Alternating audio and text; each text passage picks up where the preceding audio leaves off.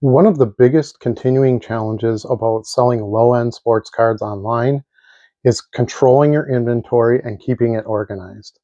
I'm going to show you how I'm changing my organization. Get me the world organization! Let me know what you think.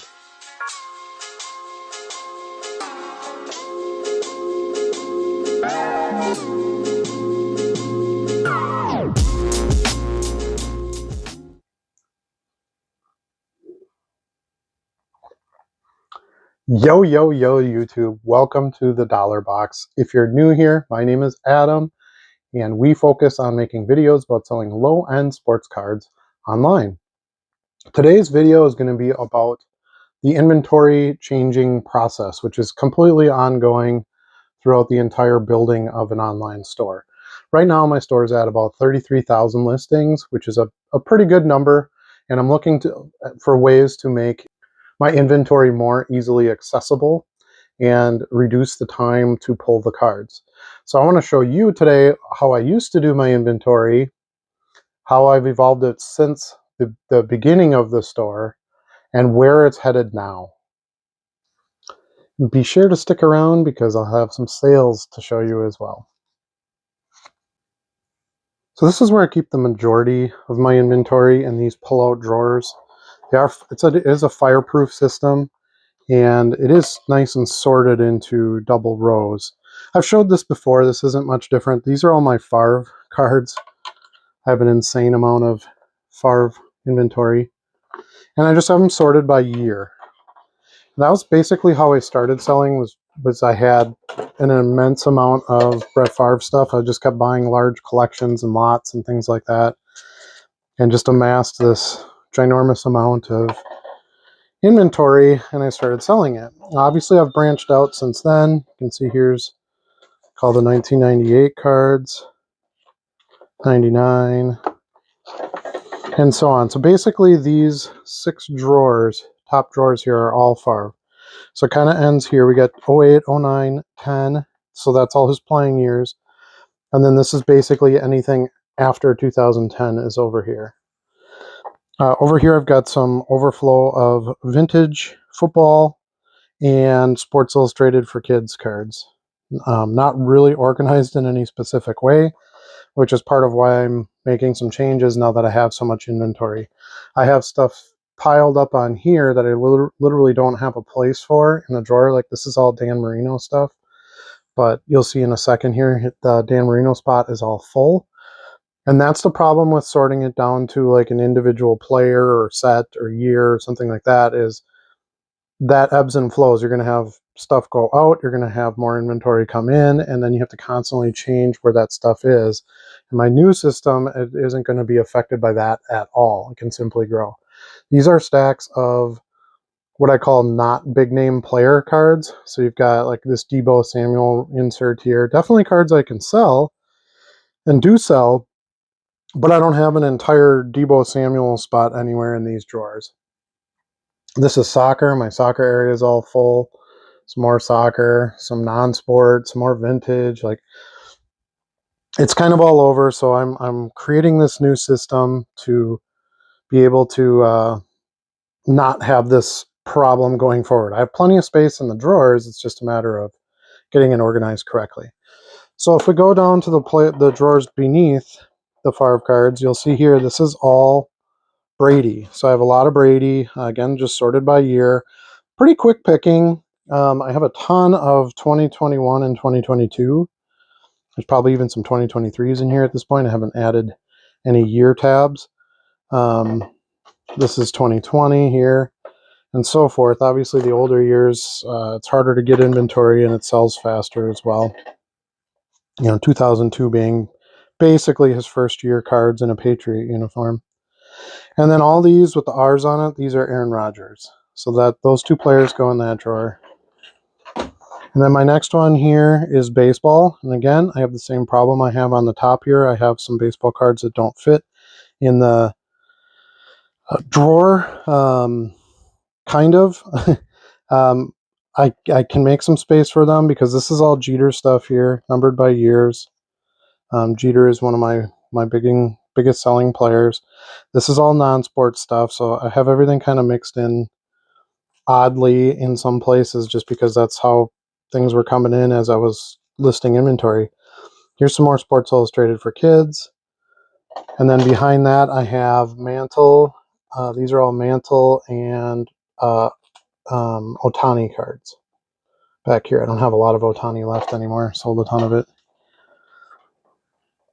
So that's what I was doing. So it's all individual cards. It's kind of difficult to flip through this, and then you got to pull a stack out, remember where you are, put them back in there, try not to damage them, drop them, all that good stuff. And then of course, as I get more inventory that I don't have a place for, then it kind of, stacks, and I don't like that. I mean, I'll get these put away, probably today or tomorrow, but still. And one of the things I didn't want to get too over organized when I was listing and filing cards.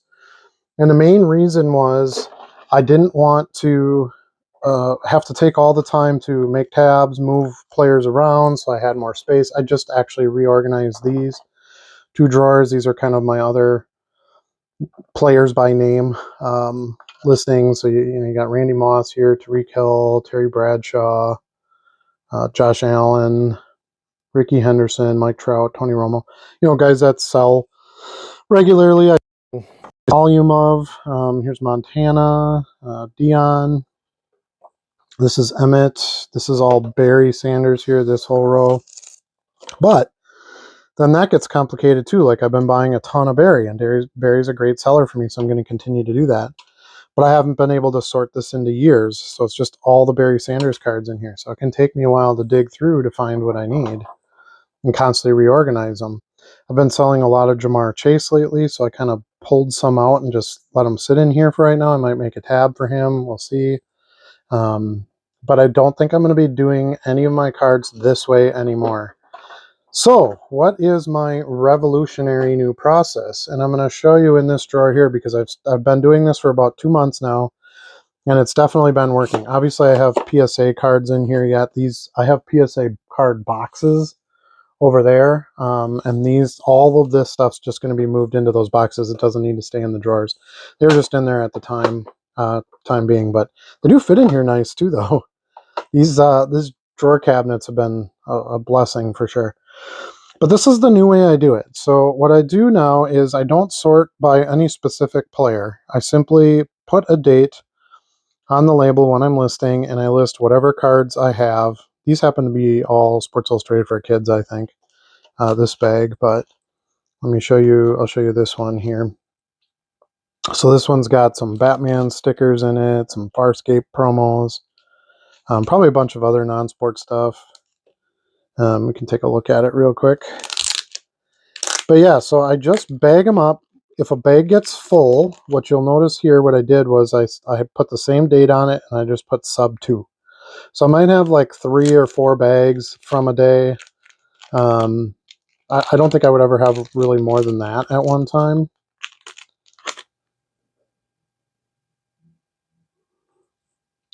But if I did, I would just keep the numbers building. But this is all stuff that I got at the National. So here's some Game of Thrones promos. So yeah, this is going to be a lot of non-sport stuff in this one. So the packs do kind of get themed in a way. A bunch of Harry Potter promos. Just because that's generally how I list. Is I'll list, a chunk of football or a chunk of non-sport, or I just got 2 big lots of Derek Jeter in, so I just listed Derek Jeter stuff for a couple hours straight. But anyway, that's how I'm going to do it going forward. Now, I came up with the idea with Charlie on our live show. Actually, Charlie came up with the idea, the suggestion to just date the bags. That way you never have to try to remember what number you're on. If you go bag 1, bag 2, bag 3, whatever. You're always going to have a unique number because the date changes every day, of course. And then, like I said, if I make multiple bags in a day, like here is December 9th, the first bag, December 9th, the second bag. And then I didn't list anything till the 13th. Here's the ones. This was the one thing I was worried about, was trying to fit 2 bags across in here, but it actually hasn't been too bad. I can work with them pretty easily. So this is like January 6th, the second bag, January 6th, the third bag, January 6th, the fourth bag. I was able to get a lot listed that day. Now, as they sell down, as I'm pulling cards out of these bags to ship, they're obviously going to be, a lot thinner, and I can just take the last few cards out of this, reassign them to another bag, or put them in a new bag. Renumber this bag for the new date and change the SKU in these listings to show that change, so that I don't have a bunch of bags with like 2 cards in it. That would be the goal anyway. So let's go. I'm going to take you back to the desk, and I'm going to show you a little bit about the bags that I use and just kind of my process of listing a card and putting it right into the bag and then immediately bringing it over here to keep everything in order. All right, so you've seen kind of how I'm going to be doing the inventory going forward as far as getting them in the drawers and being ready to be picked for orders. So these are kind of the bags that I've worked on the past 2 days. Here's my bag from 1/8, bag from 1/9, a bag from 1/9 number 2, since this one filled up. And these are the bags that I'm using. I know when we talked on the live, we talked about using team bags. I actually didn't like those because they're too short. So a team bag is meant to be able to just sort of fill over the, pull over the top, and a team set's going to be what, max 10 cards, 12 cards maybe in most cases. So it's not meant to hold as many cards. So what I use is these one-touch resealable bags. They're a little bit wider and they're quite a bit taller. So what that allows me to do is I have a flap that comes down further, and I can put a piece of tape right on this panel here. So when I open the bag, that date flips up, and I'm just using the masking tape that I use to, ship cards with. And if I ever have to change this date, this whole bag sells out, whatever, need to adjust it, I simply pull off the masking tape, put a new date on it, and I'm good to go. All right, so the main reasons why I'm making this change, as I kind of talked about in the beginning of the video, the business evolves over time quite a bit. I started, like I said, just selling the Favre cards, and I've added a lot more players, a lot more sports, non-sports, all kinds of stuff. Sports Illustrated for Kids carried quite a bit of that. There's just not a great way to organize it by using tabs and things like that. Also, it takes more time. You got to create those tabs. You got to make the spaces in the drawers for all of them to fit. And once I list cards, like here's a stack of cards I listed that are going to go in the main player drawers. So I've got Brady here. This is a bunch of Jeter stuff. I have to now take these back to the drawers and list and put them in each date spot for those players and things like that. It's actually more work than when I just take, this card here. This is a Sports Illustrated for Kids card. Doesn't matter who it is, what sport it is. This is a WNBA player. Actually, she might be in college. Yeah, she's plays for the Utah Utes. This is in this month's issue of Sports Illustrated for Kids. But I simply list it, and before I list the first card, what I do is I take my bag and I take my roll of tape and I write the current date and bag number on the piece of tape. So I'll write, I'm on bag 3 for the 9th, so I'll do 1 9 24 3. So I have that on my roll of tape. I don't peel it off yet because I'm not going to seal this bag until I have the cards in it. Otherwise, you have that sticky surface you got to put the cards through. But I take my roll of tape and I set it on my printer right here facing me, so I know what bag number I'm on. Because you have to, when you do the listing, you have to put the custom SKU in the listing. As you see here, I'll put a picture on the screen here of one of the current listings with the SKU kind of highlighted. So the beauty of that is you're the only one who can see your custom SKUs. Your customers can't. But once it sells and I have my phone over by my cabinets and I'm pulling my cards that sold, I can pull up my sold items and it'll tell me the item listing, the picture, all that stuff. And right underneath it, it'll say custom SKU. And in this case, it would say 1/8/24. And I put it in just like this, just like the date, 1/8/24. If it's a second bag or a sub number bag, I would put 1/9/24, and then in parentheses I put 2.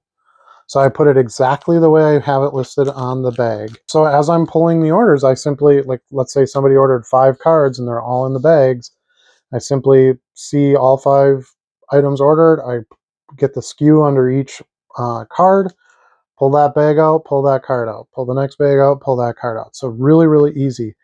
Never have to worry about rearranging the drawers because your inventory is just going to keep, building up and going down, but you don't have the cards in any specific spots. So I don't have to keep redoing my drawers, make tabs, do any of that.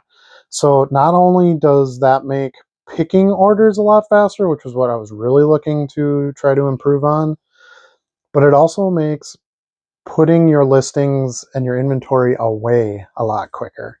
Because I'll literally take these bags, put them right at the end of yesterday's bags or the day before bags, just right in order, boom, drop them in the drawer, done. I don't have anything else to do.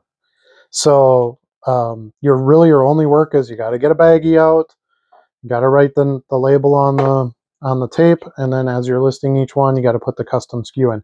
Now, when I'm listing, one thing I will do is, so let's say I listed this card, right? And I got all my custom fields, everything's all done, ready to go. And then I have the next card to list. I will simply sell similar off of this first card in the baggie and put in all the information then for this card. Might make this take a tad longer depending on, if your cards don't make any sense in any order. I generally wouldn't list a Sports Illustrated for Kids card and then an Emmett Smith insert card, but that's what I have in front of me. These were sales. So, but anyway, so that way I never have to change that custom SKU number. So it won't be wrong, because was my other fear is, what if I don't have the SKU number in there? What if I have the wrong SKU number? How the heck am I going to find that card? At least if I put them all in by player, I should be able to dig through that player box. It should be in there. It shouldn't end up in another player's slot. Although I've had that happen once in a while. But the way I solve that is I list this card. I have the custom SKU correct because I just wrote it on my tape. I just pulled out my new bag, filled in all my fields for that card, and then boom, I'll do a sell similar, list everything for this card. The custom SKU will already be in there from the previous listing, so it's going to be right. And I'll just keep doing that until I fill the baggie. Once the baggie is full, I do the same process all over again. I grab a new baggie, have it ready to put cards in it. I'll take my piece of tape, write the new date and sub number on there if there's a sub number, and I will go sell similar, start listing my next card, and I will go change the SKU right away. So it'll say 19243 in this case, because that's what the tape says. That's why I have the tape facing me too with the number on it. So I always have a quick check where I can just look and go, oh yeah, it's 19243. Let's say, for example, I needed to list a card where I didn't know the title of it, or I didn't know how much to list it for, and I want to go to a listing to sell similar, or sell one like this. I use that quite often from another seller. Obviously, that's not going to have my SKU in it, so I'd have to type my SKU in when I go to list that card. So I still want this facing me so that if I do have to enter the SKU on any cards that I list, it's right there. There's no way I could get it wrong. So now I want to hear from you. What do you think of this concept? Is this good? This was a culmination of a few ideas of you guys, the viewers, contributors to the live show. And I really fell in love with it. I thought it was the best way to do it. The other thing I really like about doing it this way is I don't have the cards falling all over the place. I don't have to make little placeholders when I'm pulling a card out. I simply pull this bag out, so if I've got a whole rack of them here and I need this bag, I simply pull this bag out. The cards all stay together. I open it. I thumb through for the one card that I want. Oh, yep, it's this Josh Allen. I'll take that out. Put the rest of the cards back in the bag so they stay nice and neat and all together. No cards falling around or getting caught in the drawer or anything like that. Boom, nice neat bag. And then I just simply stick the bag right where it was before. Done. That's it. So it's extremely, extremely, extremely time effective. It's cost effective. The only additional thing I have to buy is the baggies. You get 100 of them for about $3.5. for these. This is what I use, is the Ultra Pro One Touch resealables. There's probably other bag options out there for you. I like these the best. They stick nice, yet they're easy to open and then reseal and things like that. You definitely want a resealable bag, because you might be, if there's 50 cards in this, you might be opening this 20 or 30 times, before you would reorganize that bag, if you even have to do that. I'm going to try not to do that as much as possible. But yeah, if a bag gets down to 1 or 2 cards, makes sense to just kind of move it to another bag and just go change the SKU number in those couple of cards and move on. Then you can reuse that bag too, so that'll save you from having to buy more bags. But 100 bags, if you figure you're using 1 bag a day to list cards, you've got 100 days of listing for that $3.50. $3.50 I paid for that pack of bags. So very cost effective. You don't have to sleeve all your cards if you do it this way, because they're in there nice and neat and tight. I have lots of bags where it's just all non-sleeved cards. I'll just sleeve them once, I actually pull them for an order. You can fit more cards in there that way as well. So anyway, I love this idea. I hope you do too. Let's get into some sales. So this first sale I'm going to dedicate to Charlie. It's a Goonies sticker card, and it's the head Goonie. So it's Mikey here, and it's the variation one. So it's got the poster logo on the back of it. This sold for $4. This next order is 5 Cowboys cards. We got this Emmitt Smith Hot Properties rookie card with Eric Rhett on the back. A 94 Excalibur Troy Aikman. An Edge Effects silver foil acetate card of Troy Aikman. A 1994 SP die cut Emmitt Smith. And the last one is this poster card from 1993 Skybox Premium of the Cowboys. And it features a few different players on there. It's got Emmitt, Aikman, Michael Irvin, and number 67. I don't remember who that was. Oh, Russell Maryland, I believe, is who that was. So anyway, so a Cowboys collector there for sure. So this one did qualify for the coupon, so I got $11.89. Next, we have another non-sport sticker card. This is a Simpsons one. It's Bart Simpson. This is "Don't have a cow, man," is one of his catchphrases.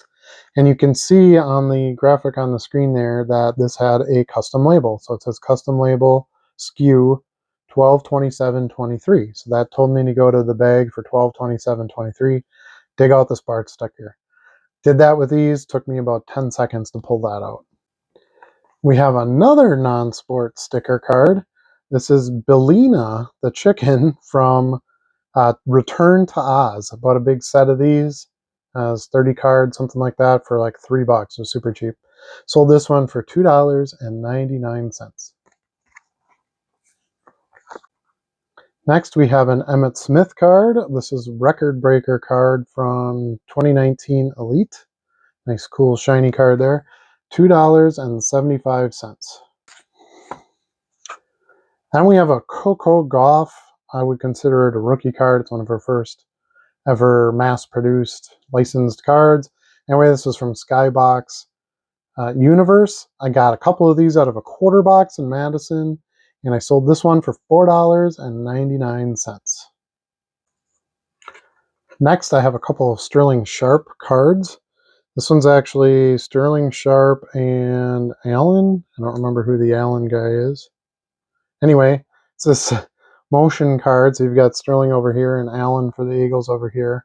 I apologize, I don't remember his first name, but anyway, so pretty cool there. And then one of my Stat Smasher bulk buy items was Sterling Sharp, and these both sold for $4.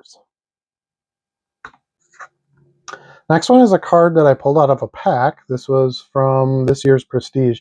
I really love this year's Prestige design. The cards look amazing.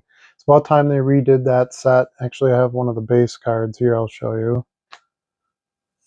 But I just really like it. It's classic. It looks like one of the early 2000s sets, with kind of the fancier scroll writing, white background, just really nice cards.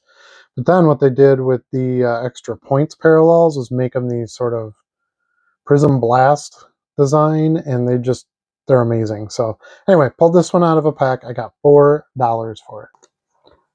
I have a vintage card here. This is a San Francisco 49ers, this pennant looking card from 1959. I think this is Topps. Yeah, Topps.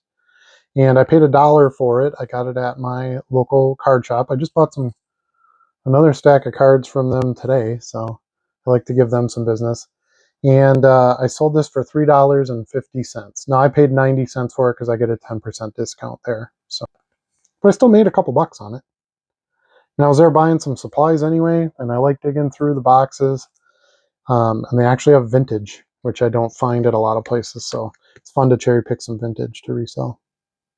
We have a basketball sale here. I've got this Shaq insert card. I bought a stack of these for like a quarter a piece or 20 cents a piece or something at the National. Sold this one for $3.99. Sold a second year Brady card. It's this 2002 Fleer Authentics. Got $12 for it. Sold another card I bought from my LCS. I paid $3 for this minus 10%. So what's that? 30 cents. I paid $2.70 for this card. I sold it for $10. Well, $9.99. This is a Green Bay Packers team card from 1963, and I believe it does have the Nitschke rookie on. Is he on this picture? I think too. Anyway, it was his rookie year, so I was happy to get that sale. $10, a pretty good deal. Sold a 1999 Topps Finest base Brett Favre card, $2.99. Another base card of Favre sold, 2007 Topps DPP Draft Picks Prospects, and I got $1.49 for this one. A couple of baseball cards from a 5-cent buy. I've got this Greg Maddux Upper Deck card. Looks like an insert. It's just a subset. It's from Collector's Choice. And this card of Bo Jackson and Kirby Puckett together from Fleer. I got a big stack of these when I bought some Kirby Puckett stuff. And I sold both of those for $2.45. Here's another example of one that's sold out of my new inventory system with the SKU number on it. So you can see the SKU underneath the sold posting photo on here. Although this one would have been kind of easy to find. It's a tall boy. I got this out of a quarter box at the Green Bay show. It's Shaquille. It's some kind of acetate rookie limited edition rookie card numbered to 10,000 or 4,500. I don't know. I thought for a quarter there's no way I could go wrong with this. I sold it for $12, so that's a nice flip. Now, there is a trick to packaging these tall boys when I ship them. So what I do with this is I kind of do what I do if I have multiple cards. So I'm going to put half of this card in one card saver, and then I'm going to put a card saver the other way and put the other half of the card in it, right up till where they meet together. So it's nice and safe in there. This will cost me 87 cents to ship instead of 63 cents because I'll have to use the big envelope. 20 cents doesn't matter in this case. I paid a quarter and sold it for $12. Actually, I'm sure I didn't even pay a quarter because I would have got a bulk discount. But anyway, so I'll tape this together in the center here, cover those seams. I'll ship it out exactly like this, and it'll get there nice and safe and sound. So another vintage card and another tall card. This I just put in a regular sleeve. It sticks out like a 16th of or a couple centimeters, whatever, above the sleeve, but I'm okay with that. And then I use the card saver in this case instead of a top load, since it would be as tall as top load. Get it in there, it's down there far enough under the lip, you can tape that shut, and it's nice and safe. Anyway, this is a 1954 Bowman Dahoney, however you pronounce that, and I sold this for $4. Got another Rickey Henderson sale. This is a 2002 Upper Deck, sold for $1.99. Got a couple more non-sport stickers here. 2 RoboCop stickers. It's the first time I've ever sold any RoboCop. I've bought a few here or there, and I haven't sold a single one. So It's kind of nice to get a sale out of a couple of these. I got $3.99 for the two of them. Not bad. Probably paid 10 cents or 20 cents, maybe max. I think I picked these up at the National out of one of the non-sport boxes. So I might have even paid less than that. You know, sometimes it's weird. We always want to go after the coolest cards for the cheapest price, and sometimes you're best off just getting the simple, easy, super cheap overprinted stuff, and they sell. This 1990 Topps Barry Sanders, I got $1.99 for it. Came in a huge lot of a bunch of different major players, Hall of Fame players that I had bought a while ago. I got 400 Barry Sanders cards for $10. And it was mostly stuff like this, pro set stuff, that kind of thing. But these sell. All right, so here's one of the brands I think is highly underrated, and that's Flux. The cards are super cool looking, especially the refractor prisms, hollow silver, whatever the heck you want to call it. They shine nice. They got a cool border. Look at the yellow sky pattern in the back. Just reminds me a lot of the 90s type designs, the yellowish tint. I just think they're super fun. This is a Brees Hall Flux rookie, silver, hollow, shiny, and I got $3.50 for this. I pulled this out of a Chronicles pack. Got another vintage football here, and you'll notice on the back I paid 10 cents for this card before a discount. I don't think I got much discount on these, but they were cheap. Bought these at a show in Appleton a long time ago before anybody thought vintage was going to be cool. So a couple of years ago. And anyway, I paid 10 cents for this card. It's a, who is this? Vince Ferragamo card from the Rams. I was basically buying any quarterback cards I could find. And then, of course, any names that I recognize, because this was my first buy into any vintage football. But I got $2.99 on the sale. Another card out of my big Rogers base card buy, a 2018 gold standard, and I got $3.25. So I've got a customer who keeps buying Favre cards almost every day. He buys a few different cards. This is his orders from today. We got an 03 Mystique, an 03 Team Leaders card, a 2010 Topps, and a 2003 Topps. So we got $1.49, $1.99, $1.99, and $3.99 for these. So 4, 6, 8, 9, 50-ish. Not bad. All right, we've got a couple Sports Illustrated for Kids female golfer cards. We've got this Laura Davies card for $2.50. I think that was the right price. No, $2.69. And this Carrie Webb, for $2.50. You may remember in my last sales day video, I had a Joey Bosa Optic base card, and I explained that I buy these big base lots each year for these major sets. And I took a little bit less on that one. I took $1.50. I list them at $1.99, but I have quantity of these, and I knew it would kick off some more sales. And lo and behold, here's the second one, and this one sold for full price at $1.99.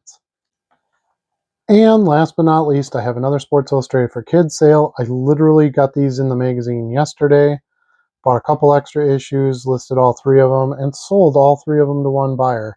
Sold one at $4 and the other two at $6, so $10 for these three cards. All right, that's going to be it for this video. Let me know what you think. Do you like my inventory idea? You as the community kind of brought it to me, so I thank you for that. And don't forget to tune in to Live with Charlie and Stuart the Goat every Wednesday at 8 o'clock Central Standard Time. I hope to see you then. We'll see you again soon.